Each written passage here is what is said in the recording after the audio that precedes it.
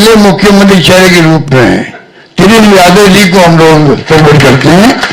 मुकेश सहनी जी, जिनको आप सब जानते हैं, मुकेश सहनी जी जो एक संघर्ष करते हुए यहां तक पहुंचे हैं, अपनी पार्टी बनाई है, अपनी अकल होशियारी से, अपनी मेहनत से बनाई है, गरीबों के मसले के रूप में, अपनी कौम के मसले के रूप में उभर के आए हैं। ऐसे नौजवान को हमने तय किया है वो उप मुख्यमंत्री होंगे साथ में। नमस्कार, पॉलिटिक्स में आप सबों का स्वागत है। और आज हम पॉलिटिक्स में बात कर रहे हैं सेल्फ गोल का। जी हां, मतलब क्या है सेल्फ गोल का? क्योंकि तस्वीर के सहारे आप समझ सकते हैं कि अभी थोड़ी देर पहले कांग्रेस ने विधिवत प्रेस कॉन्फ्रेंस के दौरान तेजस्वी को मुख्यमंत्री और मुकेश सहनी को उप मुख्यमंत्री घोषित किया है। इस घोषणा के पीछे की वजह जो भी रही हो, लेकिन यह साफ दिख रहा था कि यह प्रेस कॉन्फ्रेंस सिर्फ और सिर्फ इसी बात को लेकर बुलाई गई थी कि मुख्यमंत्री और उप मुख्यमंत्री का चेहरा कांग्रेस घोषित करे। क्योंकि वो तमाम मुद्दे, जिन मुद्दों की वजह से महागठबंधन में रार नजर आ रहा है, उस मुद्दे पर ना तो तेजस्वी बात करने को तैयार था, ना कांग्रेस। दोनों उस मुद्दे को लेकर इस तरीके से असहज थे, उन्होंने कह दिया कि नहीं नहीं, वो सब आपस का एक समन्वय है, उसी के तहत ये सारी चीजें होंगी। लेकिन जो चीजें फील्ड में है और जिस तरीके से चीजें दिख रही हैं, भले महागठबंधन के नेता ये सोच रहे होंगे कि प्रचार अभियान के बाद सारी चीजें ठीक हो जाएंगी, लेकिन मुझे लगता है कि चीजें ठीक होने के बजाय चीजें और बिगड़ जाए तो कोई बड़ी बात नहीं होगी। क्योंकि एक बात समझ लीजिए, बिहार के सामाजिक समीकरण को के समझने वाले लोगों के लिए ये एक लिटमस टेस्ट है। एक दिल्ली की महिला पत्रकार आई हुई है, लगातार हमारे संपर्क में हो, वो विभिन्न इलाकों में घूम रही है।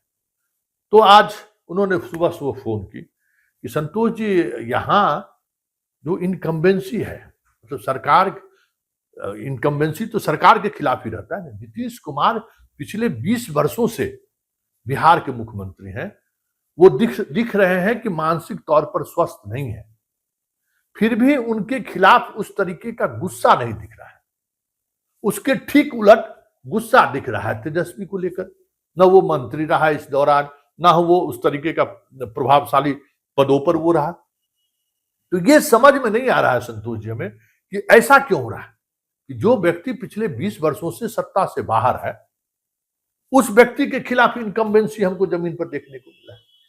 तो ये जो इनकम्बेंसी है, उसको समझने के लिए बिहार के सामाजिक समीकरण को समझना बहुत जरूरी है। देखिए, सवर्णों को छोड़ देने के बाद पिछड़ों की अगर हम बात करें और दलित की बात करें, तो 3 जाति बिहार के, उत्तर बिहार में खास करके यादव, सहनी और पासवान, तीनों का कैरेक्टर लड़ाकू रहा है और तीनों के बीच हमेशा दशकों से 36 का आंकड़ा रहा है।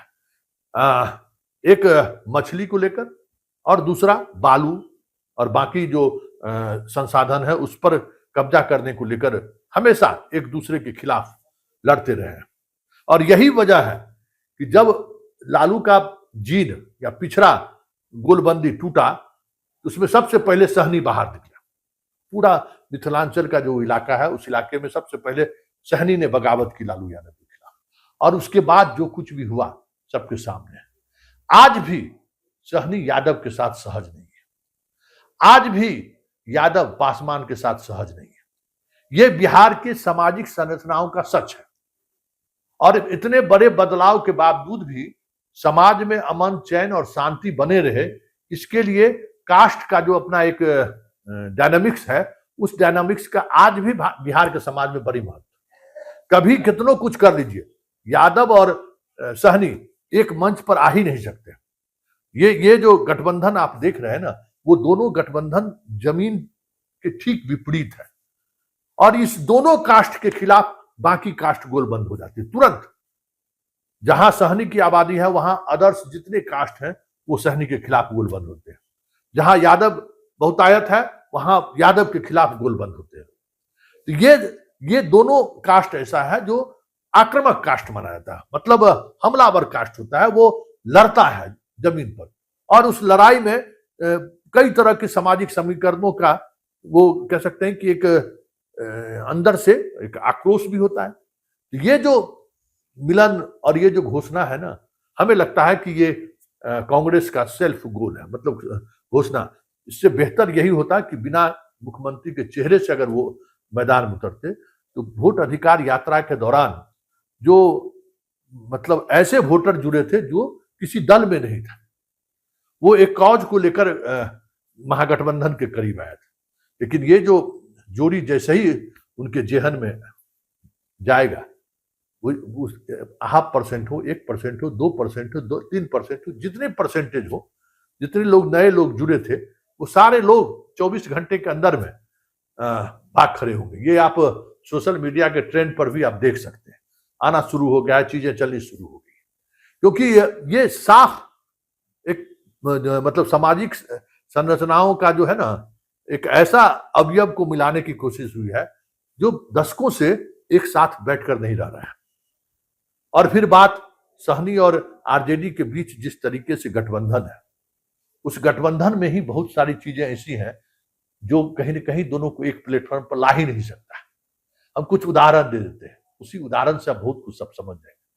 भले कांग्रेस यहाँ मुख्यमंत्री और उप मुख्यमंत्री पर मोहर लगा दिया हो, गौरा बराम जहां मुकेश सहनी का घर है, वहां उसका भाई उम्मीदवार है, और वहीं पर राजद के सिंबल पर याद रखिए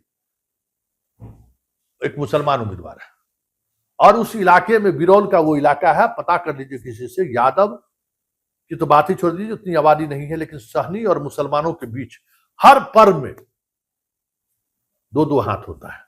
मतलब वहां हिंदुत्व की अगर बात करें तो उसका पैरोकार सहनी आपको मिल जाएगा पूरे दरभंगा में। और वहां पे जब कभी भी हिंदू और मुसलमान होता है तो वहां आमने सामने सहनी और मुसलमान होते हैं। वहां पर आरजेडी मुसलमान उम्मीदवार दे चुके हैं, आप समझ जाइए। उसको विड्रॉ अभी तक नहीं किया, विड्रॉ से प्रेस रिलीज एक जारी किया जिसका कोई मतलब नहीं है। और इसी तरीके से सहनी का उम्मीदवार दरभंगा में है। उस सहनी को लेकर भी एक बड़ा वर्ग जो है सो सहज नहीं है।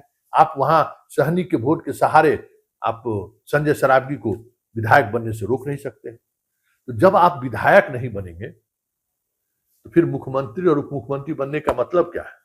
कैसे आप बन पाए? एक जगह इनके उम्मीदवार का नॉमिनेशन ही रद्द हो गया, इनकी तैयारी यही है। जहां इनके उम्मीदवार है, एक उम्मीदवार बेतिया से दिए हैं, वो बिल्डर है, और उस बिल्डर का सामाजिक समीकरण उस इलाके में क्या है, उस इलाके के किसी पॉलिटिकल एक्सपर्ट से आप समझ लीजिए। जितनी सीटें सहनी ने बांटा है, वहां आप गुलाब यादव को समझ लीजिए। गुलाब यादव जहां आरजेडी खड़ा है, वहां कुशवाहा को उन्होंने टिकट दिया बाबूबरी में, वहां उन्होंने गुलाब यादव की बेटी को खड़ा कर दिया। और कोई अब वापस अब अखबार में छाप के आप वापस ले लीजिए, ये नहीं होने वाला है। क्योंकि जितने भी उस तरीके के उम्मीदवार है, दबंग उम्मीदवार है, वो आपके भरोसे चुनावी मैदान में नहीं है, वो अपने ताकत के भरोसे चुनावी मैदान में है। और उसको बस एक सिंबल चाहिए था, वो सिंबल उन लोगों को मिल गया। उस इलाके में नॉमिनेशन वापसी भी खत्म है, सब कुछ प्रचार अभियान शुरू हो गया है।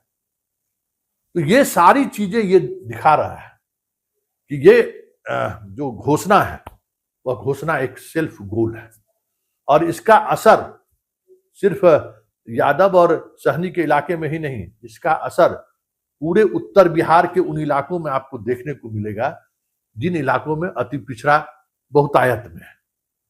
और ऐसी स्थिति में जो ऐसे वोटर जो अनमनस्क हो गए थे, अरे किसको वोट करने जाए, अरे कोई क्या क्या करेंगे वोट करके, ऐसा जो वोटर 2, 4, 10, 20% वोटर है जो वोट देने की स्थिति में नहीं है, कहते बर्बाद कर दिया बिहार को, वो सारे के सारे वोटर अब एग्रेसिव होके इस जोड़ी के खिलाफ वोट कर दे तो कोई बड़ी बात नहीं।